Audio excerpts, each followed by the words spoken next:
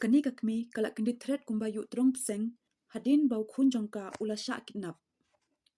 Kani ka jingja kajia hakapor bakashim ya katrin na Chennai rengkat bat ikhun jongka. Kani ka briu kamut ban leit ya kundo bat kibahaying ha anan parbat.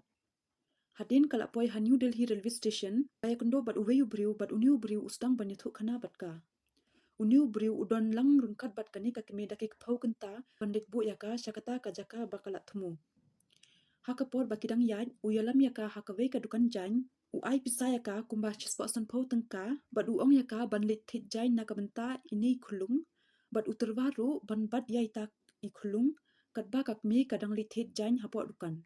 Kani kakmi kami napok dukan kaya i bau tau briu bat ikhun jongka imdon shu bat kilaja nangta.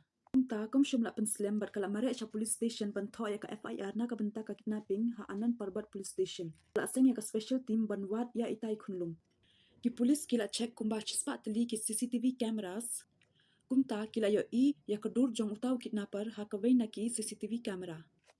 Ya ka dur baki yo na ka CCTV camera kila scan ya ka lengba ka facial recognition bat kumta kila tip ya New Briu. New Briu udai Ujitender Kumar kumba Lipo Arts nem karta bat usa ha Khetri Rajasthan. Ha klem da penslam la pha ya ka ka police team shashnong jong u ban lit arrest ya u pat ban tokid ya u. Pulit kila lapru ya itai khunlung ha kata ka ying jong u. Ha pat tokid ki pulit kila ya jing tiba uwe na ki bahaying jong Ujitender Kumar ula pha ya u ban lit kidnap ya uwe u khun chenrang namar bakani ka ying bahaying jong u kim shimla don khun chenrang. Bat uniu bahaying jong u ula kular ru ya u ban ai da ka pisa.